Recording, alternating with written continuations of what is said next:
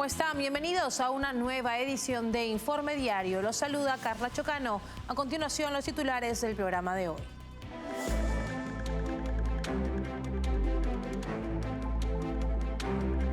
China responde a los aranceles de Trump con un impuesto del 34% a productos estadounidenses y restricciones a la exportación de tierras raras estratégicas, escalando la tensión comercial. La Corte Constitucional de Corea del Sur confirmó la destitución del presidente Yoon Suk-yeol al respaldar por unanimidad la decisión del Parlamento de removerlo tras su intento de imponer la ley marcial en diciembre del 2024. El secretario general de la OTAN, Mark Rutte, destacó el compromiso de Estados Unidos con la Alianza Atlántica y desmintió cualquier intención de reducir su presencia en Europa. En Australia, un ciberataque masivo comprometió fondos de pensiones de al menos 20.000 cuentas y provocó el robo de unos $330.000 estadounidenses. Vamos ahora con el desarrollo de la información. El presidente de Ucrania, Volodymyr Zelensky, reafirmó su rechazo a reducir las Fuerzas Armadas como parte de un acuerdo de paz con Rusia, destacando que un ejército fuerte es una prioridad innegociable. Además, reiteró que Ucrania no reconocerá la anexión de los territorios ocupados por Rusia, subrayando que cualquier negociación debe respetar la soberanía y la integridad territorial del país. El presidente de Ucrania, Volodymyr Zelensky, reafirmó este jueves su rechazo a cualquier reducción de las Fuerzas Armadas de su país como parte de un eventual acuerdo de paz con Rusia. Durante una visita a la región de Chernihiv, al norte del país, Zelensky dejó claro que el mantenimiento de un ejército fuerte es una prioridad innegociable para Ucrania.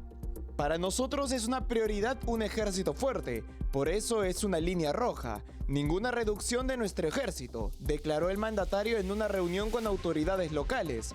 Subrayó que su gobierno tomará todas las medidas necesarias para preservar la capacidad militar actual, que, según cifras oficiales, asciende a 880.000 soldados.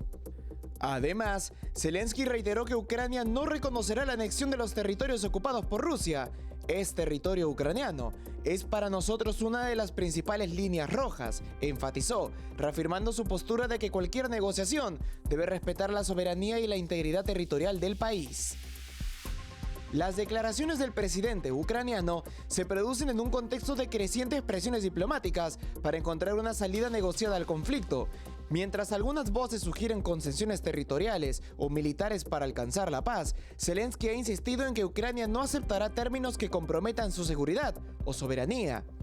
El mandatario también aprovechó su visita a Chernihiv para supervisar las condiciones de defensa en la región y evaluar las necesidades del ejército en el frente norte, en un momento en que las fuerzas rusas continúan sus ofensivas en el este y sur del país. Dinamarca anunció un nuevo paquete de asistencia militar a Ucrania por más de 897 millones de euros que se aplicará en los próximos 2 años para fortalecer sus capacidades de artillería y defensa. El ministro de Defensa danés, Troels Lund Poulsen, destacó que esta es una de las mayores ayudas proporcionadas por su país desde el inicio de la invasión rusa en el 2022. Poulsen enfatizó la importancia de ayudar a Ucrania a desarrollar su industria de defensa, señalando que el modelo danés ha demostrado ser eficaz para sostener la lucha por la libertad. Del total de la ayuda, Dinamarca destinará anualmente más de 187 millones de euros a la compra de artillería y municiones para Ucrania, consolidándose como uno de los principales donantes europeos en apoyo militar a Kiev. El reciente anuncio de Dinamarca refleja el compromiso sostenido de los aliados europeos para fortalecer la capacidad militar de Ucrania en el contexto de la invasión rusa. Y en su primera visita a la OTAN, el secretario de Estado de Estados Unidos, Marco Rubio, reafirmó el compromiso estadounidense con la alianza y urgió a los países miembros a aumentar su gasto militar al 5% del PIB.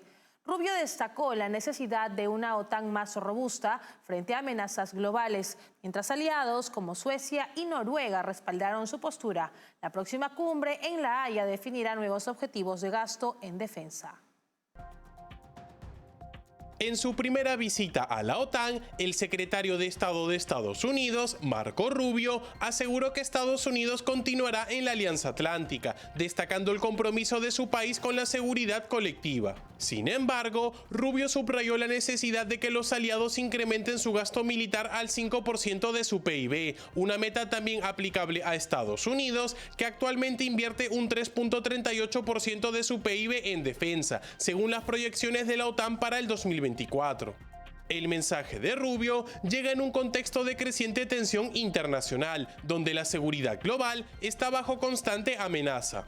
En sus declaraciones, el secretario de Estado insistió en que la postura de Estados Unidos frente a la OTAN es firme y clara y que el presidente Donald Trump ha dejado en claro su apoyo a la organización. Vamos a permanecer en la OTAN, afirmó Rubio, mientras desmentía las especulaciones en los medios sobre un posible alejamiento de la alianza. Rubio también destacó que, si bien algunos países pueden tener dificultades internas para aumentar su gasto en defensa, el contexto internacional, marcado por la guerra en Ucrania, demuestra la necesidad de una OTAN más fuerte y mejor equipada. En este sentido, la ministra sueca de Exteriores, Maria Malmer Stenergaard, y el ministro noruego, Espen Barth Eide, respaldaron la postura estadounidense, destacando la fiabilidad de Estados Unidos como socio de la alianza. De cara a la cumbre de la OTAN en La Haya, se espera que los aliados acuerden un nuevo objetivo de gasto militar, posiblemente entre el 3 y el 3.5%, con el fin de garantizar la seguridad a largo plazo en Europa y el mundo. El secretario general de la OTAN, Mark Rutte, destacó el compromiso de Estados Unidos con la Alianza Atlántica y desmintió cualquier intención de reducir su presencia en Europa. No hay planes para que de repente reduzca su presencia aquí en Europa, afirmó Rutte, subrayando la importancia del papel de Washington en la seguridad regional. El ex primer ministro neerlandés reconoció que como superpotencia, Estados Unidos debe atender múltiples escenarios estratégicos, pero aseguró que cualquier ajuste en su postura global será coordinado dentro de la alianza. En la OTAN lo hacemos todo con el espíritu de no dar sorpresas, de trabajar juntos, de ser aliados fuertes y de centrarnos como un láser en la principal amenaza que es Rusia, explicó. En ese sentido, Rutte también mencionó que la OTAN está preparada para abordar desafíos emergentes en otras regiones, incluyendo Asia, donde Washington ha enfatizado la necesidad de reforzar su presencia debido a las tensiones con China y Corea del Norte. Sin embargo, garantizó que cualquier reorientación estratégica será realizada de manera coordinada con los aliados europeos. Durante la sesión de trabajo con los ministros aliados, el secretario de Estado de Estados Unidos, Marco Rubio, no mencionó ninguna retirada de tropas estadounidenses del continente. Esto refuerza la confianza en el compromiso de Estados Unidos con la defensa colectiva en un momento en el que la seguridad europea sigue siendo una prioridad ante la amenaza rusa y otros desafíos globales.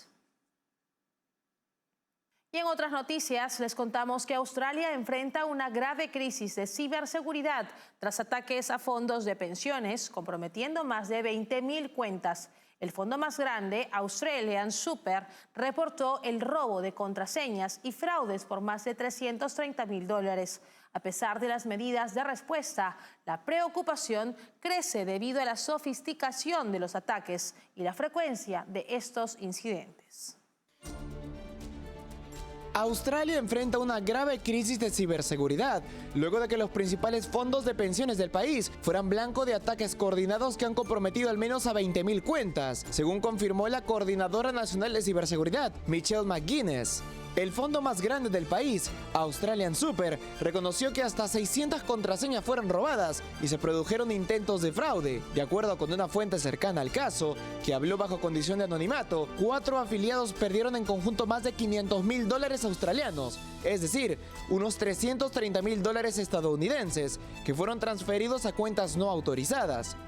Además de Australian Super, otros fondos afectados fueron Australian Retirement Trust, Rest, Insignia Financial y Hostplus. La magnitud total del daño aún se encuentra bajo investigación. Rest, fondo de pensiones del sector minorista, reportó que unas 20.000 cuentas fueron afectadas por accesos no autorizados durante el fin de semana del 29 al 30 de marzo. Su directora ejecutiva, Vicky Doyle, afirmó que el portal de usuarios fue cerrado de inmediato y se activaron los protocolos de respuesta ante incidentes. Aunque algunas entidades, como Hostplus, informaron que no se han producido pérdidas financieras entre sus miembros, la preocupación crece ante la sofisticación de los ataques y la frecuencia con la que se producen. El primer ministro, Anthony Albanese, recordó que en Australia ocurre un ciberataque cada 6 minutos. Mientras el gobierno prepara una respuesta oficial, el tesorero Jim Chalmers calificó la situación como muy preocupante y la oposición exigió que los fondos devuelvan el dinero robado a sus afiliados. La amenaza volvió a poner en cuestión la preparación cibernética del país, pese a una inversión de 587 millones de dólares australianos anunciada en el 2023 para reforzar la seguridad digital a lo largo de los años. Cumplimos con la primera pausa del programa. Regresamos con más en Informe Diario. Café Sombra de Pino, un café diferente que crece a la sombra de pinos en Villarrica. Ya lo saben, Café Sombra de Pino, un café premium al alcance de todos.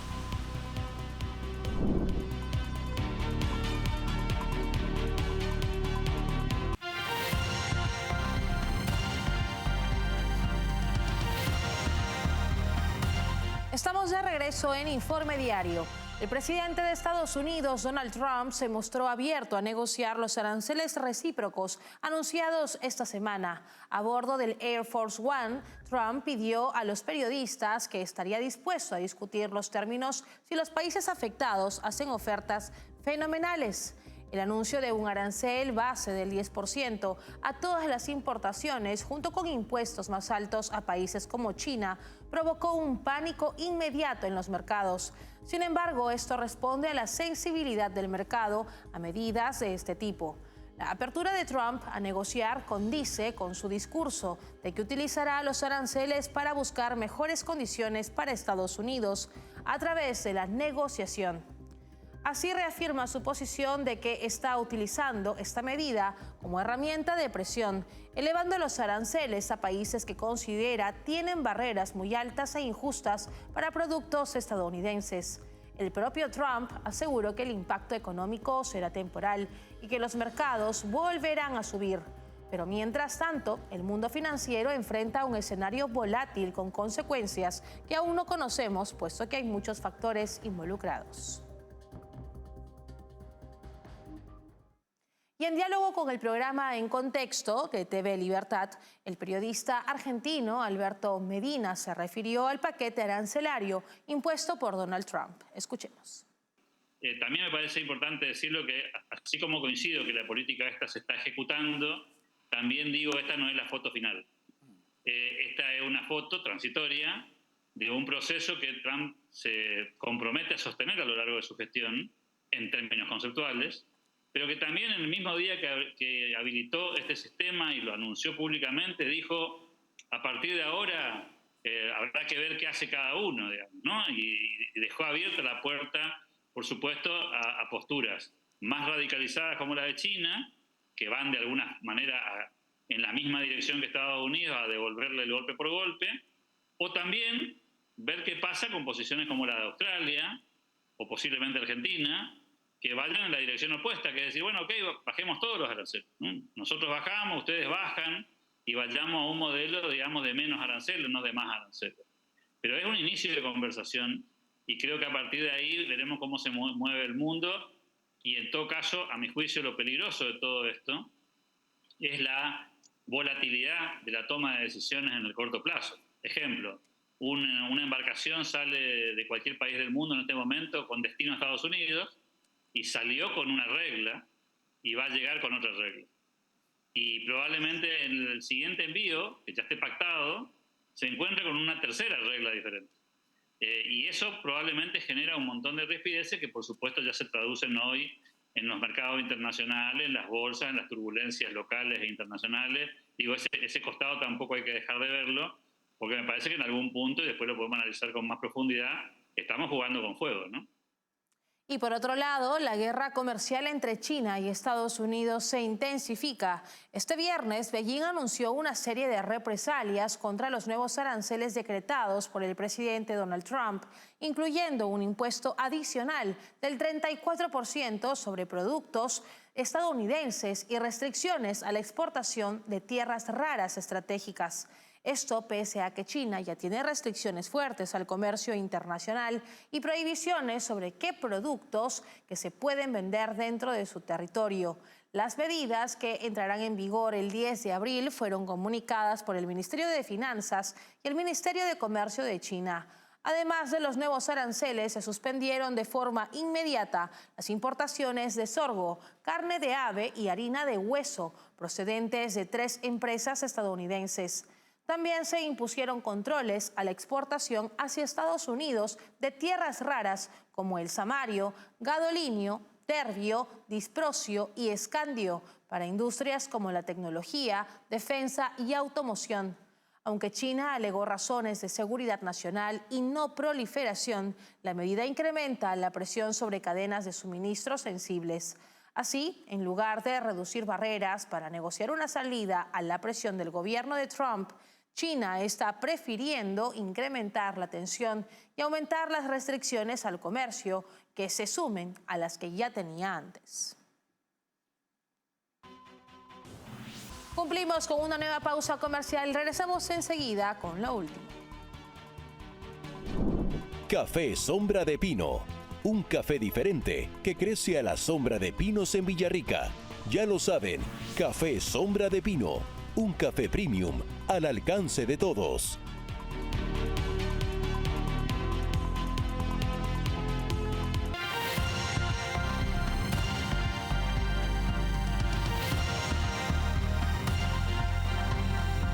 Y ahora les contamos que la Corte Constitucional de Corea del Sur confirmó por unanimidad la destitución del presidente Yoon Suk-yeol por intentar imponer la ley marcial. Además, fue acusado de traicionar la Constitución y usar indebidamente las Fuerzas Armadas. El primer ministro, Han Duck-soo, asumirá interinamente. La Corte Constitucional de Corea del Sur confirmó la destitución del presidente Yoon Suk-yeol al respaldar por unanimidad la decisión del Parlamento de removerlo tras su intento de imponer la ley marcial en diciembre del 2024. Con esta resolución, el tribunal despeja toda posibilidad de que el mandatario regrese al poder y sella su salida definitiva del cargo. El fallo sostiene que Yoon cometió una grave traición a la confianza del pueblo y violó la Constitución al movilizar a las Fuerzas Armadas para bloquear al Congreso e imponer un estado de excepción sin justificación. La votación fue unánime. Los 8 magistrados coincidieron en que el presidente había excedido sus funciones y generado caos en los ámbitos político, social y económico. El primer ministro Han Duck-soo continuará como presidente interino hasta que se celebren nuevas elecciones en un plazo de 60 días. En un mensaje televisado, Han prometió garantizar la estabilidad política y la continuidad del gobierno. Yoon no podrá apelar el fallo y ahora deberá enfrentar un juicio penal por insurrección, un delito que podría llevarlo a prisión de por vida. Es el segundo presidente en la historia democrática de Corea del Sur en ser destituido, después de Park Geun-hye en el 2017.